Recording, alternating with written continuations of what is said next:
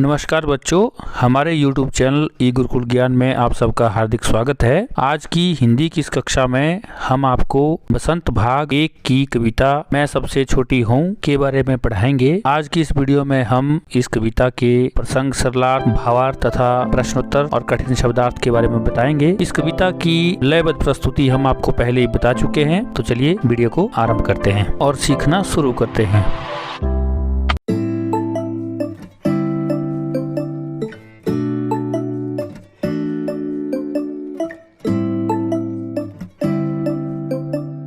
इससे पहले कि हम कविता का भावार्थ समझना शुरू करें तथा अभ्यास के प्रश्नोत्तर समझना शुरू करें, हम इसे एक बार फिर से लयात्मक रूप से गाते हैं। तो चलिए आप सभी भी साथ साथ में इसे गुनगुनाएं।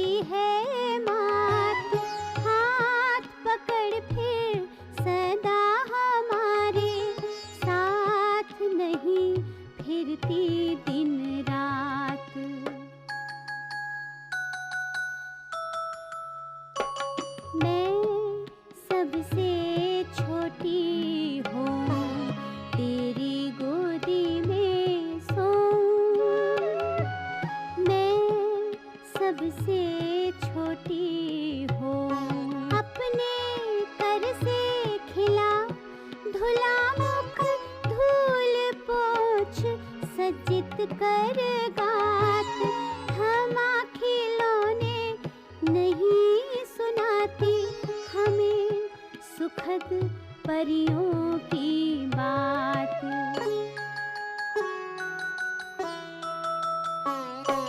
मैं सबसे छोटी हूँ, तेरी गोदी में सोऊं।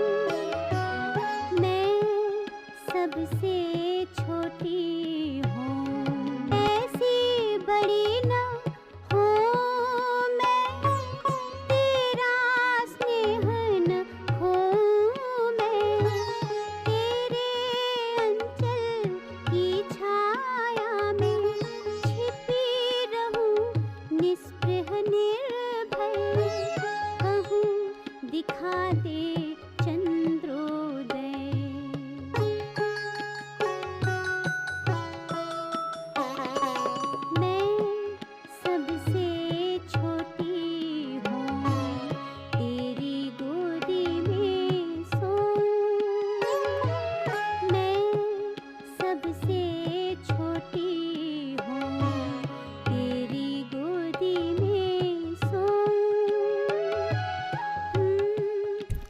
तो ये थी सुमित्रानंदन पंत जी द्वारा रचित कविता मैं सबसे छोटी हूँ।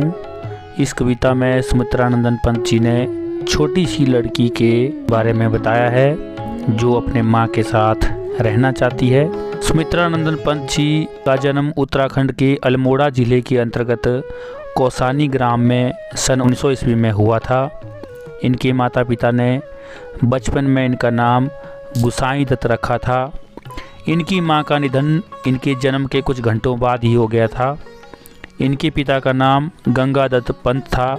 माँ का निधन हो जाने के कारण इनका पालन पोषण इनकी दादी के हाथों हुआ। केवल 7 साल की उम्र में ही इन्होंने पहली बार छंद रचना की। अपनी आगे की पढ़ाई करने के लिए ये जब अल्मोड़ा आए तब इन्होंने अपना नाम सुमित्रानंदन पंत रख लिया। इन्हें इनकी रचना कला और बूढ़ा चांद पर साहित्य अकादमी पुरस्कार, लोकायतन पर सोवियत और चिदंबरा पर ज्ञानपीठ पुरस्कार प्राप्त हुए। सुमित्रानंदन पंत ने कवि के रूप में अपना साहित्यिक जीवन शुरू किया। इनकी रचनाओं में वीणा, ग्रंथि, पल्लव और परिवर्तन का विशेष महत्व है और इनकी मृत्यु 21 दिसंबर 1970 को हुई। इनकी मृत्यु से हिंदी साहित्य जगत को अपूर्ण क्षति हुई, जिसको पूरा करना आज भी असंभव है। हम ईश्वर से प्रार्थना करते हैं कि इन्हें अपने चरणों में स्थान प्रदान करें।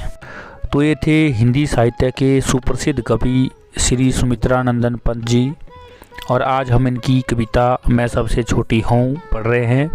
तो चलिए अब इसका हम भावार्थ सरलार्थ कर लेते हैं। मैं सबसे छोटी हूँ तेरी गोदी में सोऊं, तेरा आंचल पकड़ पकड़ कर फिरूं सदा माँ तेरे साथ, कभी न छोड़ूं तेरा हाथ।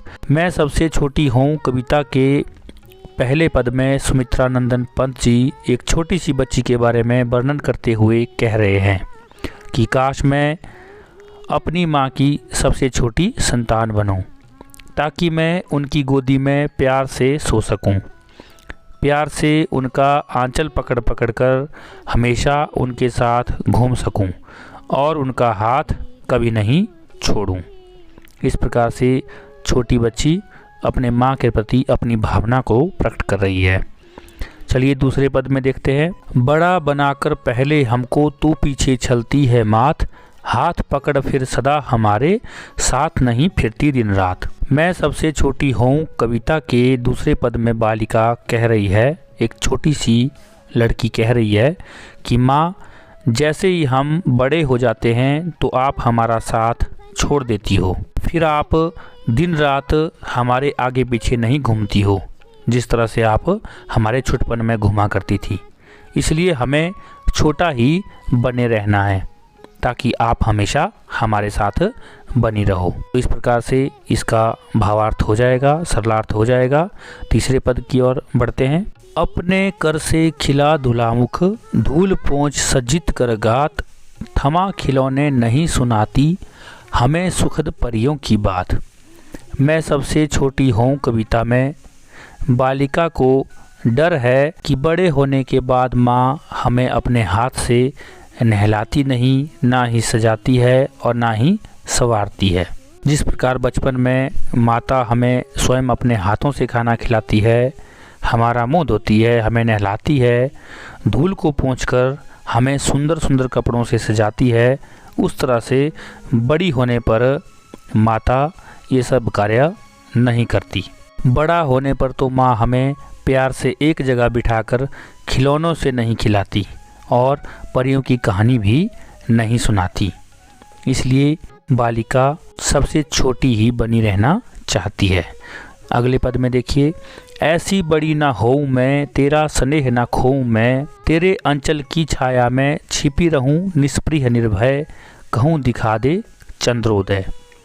मैं सबसे छोटी हूँ कविता के अंतिम पद में छोटी सी नन्ही सी बालिका कह रही है कि मुझे इस प्रकार से बड़े नहीं होना है, नहीं बनना है, क्योंकि मैं अपने माँ के आंचल का प्रेम या साया को खो दूंगी, जिसमें मैं निर्भय और सुरक्षित होकर आराम से सो जाती हूँ।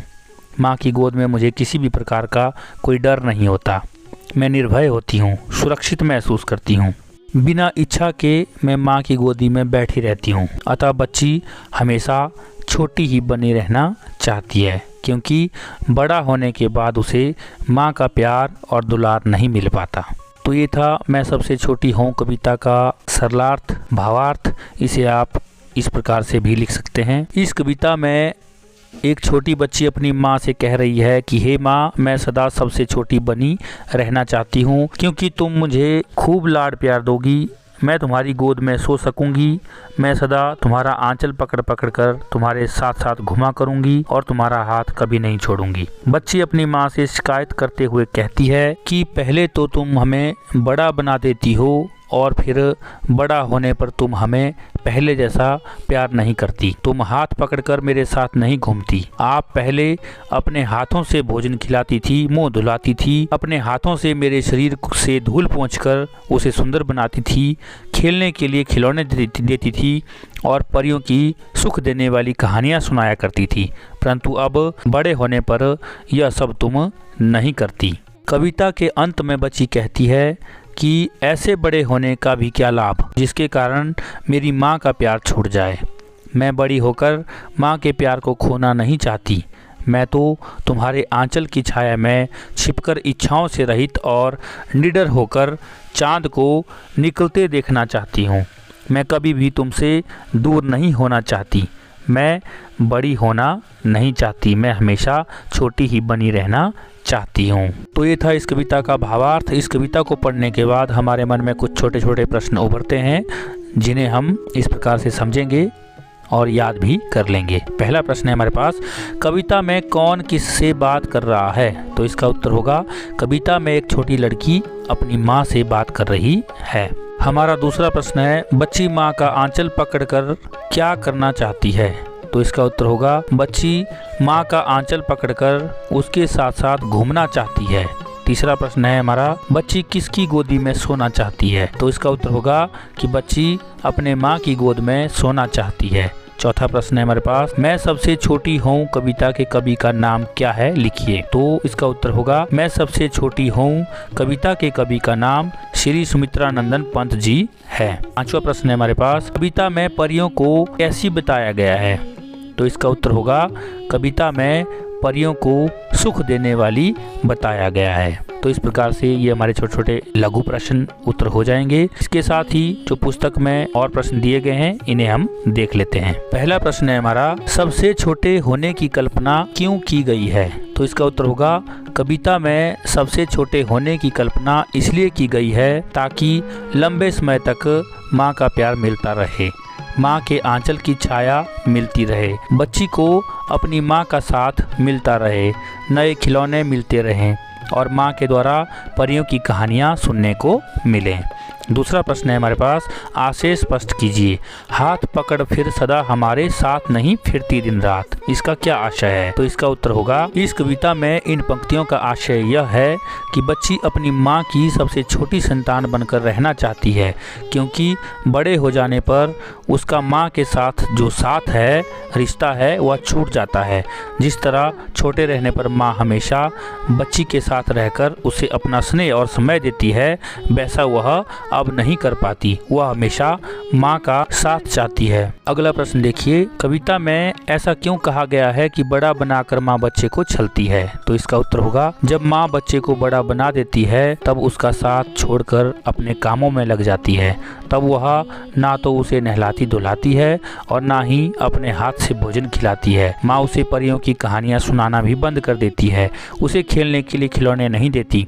तब बच्चे को लगता है कि वह की बड़ा होने पर माँ उसे छलती है। तो अगला है हमारे पास प्रश्न, ये आपने स्वयं करना है। कविता में ऐसी बड़ी ना हो मैं क्यों कहा गया है? क्या तुम भी हमेशा छोटे बने रहना पसंद करोगे? अपने विचार लिखिए। तो इसमें आपने अपने विचार लिखने हैं। दूसरा, मातृ दिवस के अवसर पर अपनी माता के लिए एक सुंदर सा कार्ड बनाइए। तो मातृ दिवस के अवसर पर आप लोगों ने अपनी माता के लिए एक सुंदर सा कार्ड बनाना है। तो ये थे सुमित्रानंदन पंत जी द्वारा रचित मैं सबसे छोटी हूँ कविता के अभ्यास के प्रश्नोत्तर। अब मैं आपको इसके कठिन शब्दार्थ बताता हूँ जिससे आपको इस कविता को समझने में आसानी होगी। पहला शब्द है अंचल। अंचल का अर्थ होता है आंचल। छलना, छलना का अर्थ होता है धोखा देना।